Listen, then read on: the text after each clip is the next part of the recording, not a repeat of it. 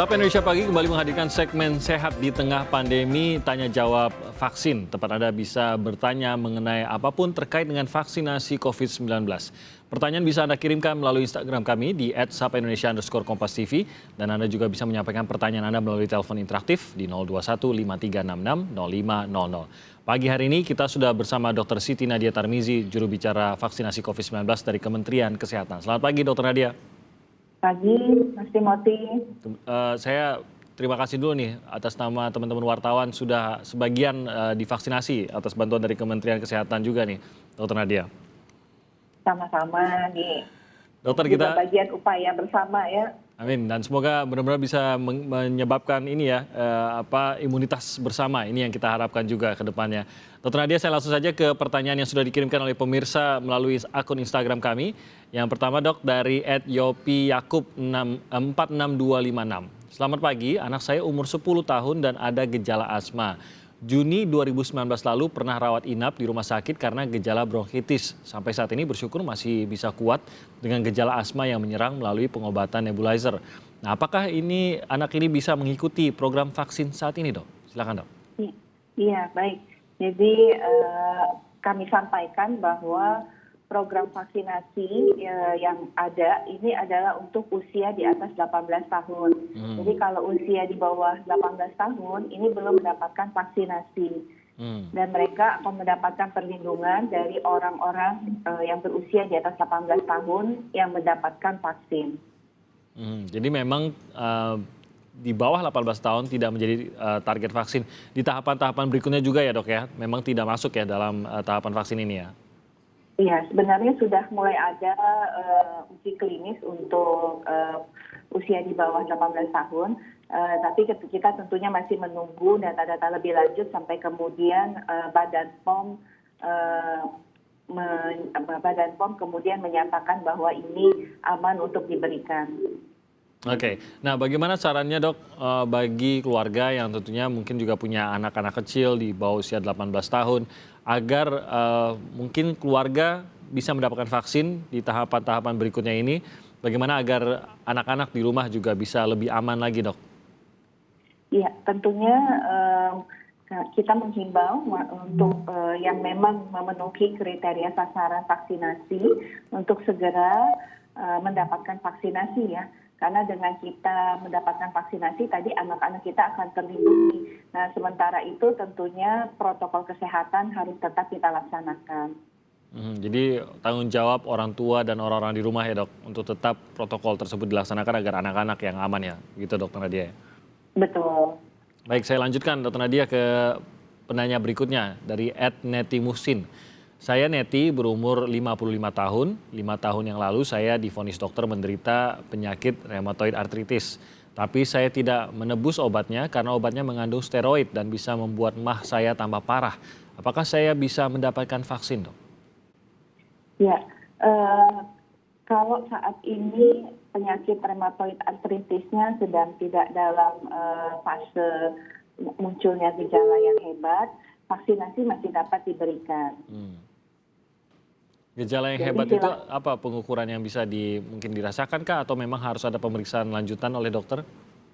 Iya, jadi kalau rheumatoid arthritis itu tidak sedang sakit sekali ya, karena kan gejala utamanya rheumatoid arthritis itu kita kaku, tidak bisa berjalan ya. Jadi kalau dan tidak minum obat-obatan tadi, vaksinasi masih diberikan. Begitu. Tapi kan kalau kemudian untuk datang ke tempat vaksinasi saja sudah sangat sulit berjalan, kan tidak mungkin untuk kita bisa mendapatkan vaksin. Jadi kami menganjurkan kalau dalam serangan penyakit rheumatoid arthritisnya untuk mendapatkan pengobatan terlebih dahulu kan sambil menunggu waktunya untuk mendapatkan vaksin.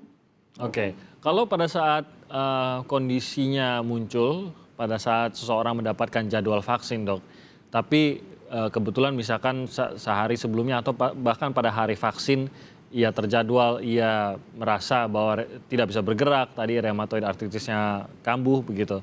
Apakah bisa terjadwalkan lagi kah atau memang akan dilewati untuk vaksinnya, Dr. Nadia? Iya, jadi kalau dalam kondisi seperti ini sebaiknya ditunda ya untuk menerima vaksinnya supaya tentunya kita akan memastikan bahwa efek vaksin itu akan bekerja sesuai dengan yang kita harapkan. Nah, tentunya selama memang sudah jadwalnya kita, maka kalau kita tidak bisa hadir pada saat jadwal pelaksanaan vaksinasi, jadwal itu akan tetap ada. Jadi nanti silahkan untuk datang kembali ke Fasiankes, baik itu puskesmas ataupun rumah sakit, karena data sasaran vaksinasi itu masih tetap ada. Oke, jadi memang datanya sudah tercatat sebagai calon penerima vaksin begitu ya, kalaupun lewat dari tanggal yang dijadwalkan ya, Dr. Nadia ya? Betul. Oke, saya ke penanya berikutnya dok, dari @kirana.dewi.01. Pagi dokter, jika gula darah saya tinggi atau punya komorbid tetapi saya tidak menyadarinya karena tidak pernah memeriksakan diri ke dokter, kemudian saya divaksin, apa efek yang akan saya rasakan dok? Lalu jika saya pernah terpapar COVID dan saya tidak mengetahui karena saya OTG lalu divaksin, apa yang saya akan rasakan dok? Ya, jadi ini ada 2 pertanyaan ya, Mas Timothy ya. Pertama tentang gula darah dulu. Jadi kami sampaikan bahwa vaksinasi atau vaksin COVID-19 ini sebenarnya sangat-sangat aman. Itulah mengapa kemudian tadi bersama para ahli pada proses vaksinasi tahap kedua ini sudah merubah beberapa kriteria, sehingga banyak yang kemarin sempat tidak bisa mendapatkan vaksinasi, sekarang sudah bisa, artinya sudah sesuai dengan kriteria vaksinasi. Nah, termasuk juga dengan yang memiliki gula darah ya. Selama tadi gula darahnya walaupun memang tidak pernah kontrol, tetapi tidak ada keluhan, vaksinasi sebenarnya dapat diberikan. Tetapi kami menganjurkan sebaiknya melakukan pengecekan kesehatan bukan untuk vaksinasi, tapi untuk kesehatan kita selanjutnya. Karena kita tahu gula darah itu kan banyak sekali efek yang mungkin timbul sebagai akibat dari gula darah. Jadi kami menganjurkan tetap periksa kesehatan untuk kedepannya, bukan untuk vaksinasi, tapi vaksinasi itu sendiri itu cukup aman, walaupun seorang menderita gula darah, ya, selama dia misalnya kalau gula darah itu yang paling gampang kan orang tiba-tiba lemas, lesu ya, nah itu tidak akan diberikan atau ditunda vaksinasinya. Oke, nah yang pertanyaan yang kedua, kalau saya ternyata sudah pernah OTG tanpa saya ketahui, apa efeknya kalau saya divaksin? Sebenarnya tidak ada efek apapun juga, karena berbeda antara vaksinasi dengan infeksi ya, karena di vaksinasi kita menimbulkan antibodi. Kalau terinfeksi itu yang muncul ada pada pemeriksaan itu adalah antigen virusnya. Jadi kalau OTG kita tidak pernah diketahui atau tidak pernah mengetahui, pemberian vaksinasi ini masih cukup aman. Oke, nah Dr. Nadia saya mau sedikit saja untuk menambahkan poin dari yang pertama tadi bahwa seseorang mungkin tidak pernah memeriksakan kesehatannya secara khusus begitu. Nah tadi Dr. Nadia mengatakan ya diperiksakan, bahkan jangan perlu alasan vaksin, periksakan agar kita ketahui dan agar kalau memang ada kondisi bisa diatasi atau diobati begitu. Nah seperti apakah menurut Dr. Nadia orang yang mungkin merasa sehat, mengetahui bahwa saya tidak pernah ada keluhan komorbid dan penyakit bawaan, apakah tetap disarankan untuk tetap melakukan pemeriksaan dirinya, kita anggap mampu begitu untuk memeriksakan dirinya sebelum divaksin? Iya, sebenarnya kita dari data riset kesehatan dasar itu diketahui rata-rata masyarakat itu tidak sadar kalau dia punya penyakit komorbid ya, termasuk misalnya tekanan darah tinggi dan juga gula darah. Dan 2 penyakit ini adalah penyakit yang paling banyak ada di dalam masyarakat Indonesia.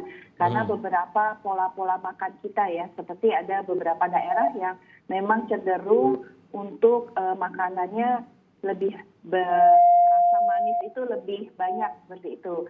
Atau di daerah-daerah lain itu lebih banyak menggunakan santan atau rasa makanan itu lebih asin dibandingkan di daerah lain. Nah, pola-pola makan seperti inilah yang tentunya sudah bertahun-tahun yang akan kemudian menjadi faktor resiko untuk munculnya komorbid. Jadi alangkah baiknya terutama misalnya tekanan darah ya, seringkali pada saat mendapatkan vaksinasi, terutama pada usia di atas 40 tahun, pengukuran tekanan darah rata-rata sudah di atas normal. Tapi mereka tidak pernah menyadari bahwa potensi saya 150 ya, seperti itu. Jadi kami menganjurkan untuk melakukan pemeriksaan penyakit-penyakit tekanan darah dan gula darah ini. Sebenarnya pemeriksaannya sangat mudah di puskesmas karena kita punya pos pelayanan terpadu untuk penyakit tidak menular. Jadi seharusnya tidak terlalu rumit juga ya pemeriksaan yang dilakukan sebelum vaksinasi ini dan mungkin kontribusinya pada kesehatan juga jauh lebih besar daripada sekadar untuk persiapan vaksin, Dr. Nadia ya. Betul, untuk kedepannya. Oke, dan ini mungkin bisa dilakukan oleh pihak-pihak baik akan divaksin ataupun masih jauh jadwal vaksinnya untuk diketahui juga oleh kita untuk bisa lebih menjaga kesehatan kita. Dr. Nadia ditahan dulu, kita akan jeda sebentar dan nanti usai jeda kita akan kembali dengan penelpon. Anda sudah bisa menghubungi kami di nomor telepon 02153660500. Kita akan terima telepon Anda usai jeda berikut ini untuk pertanyaan apapun seputar vaksinasi COVID-19.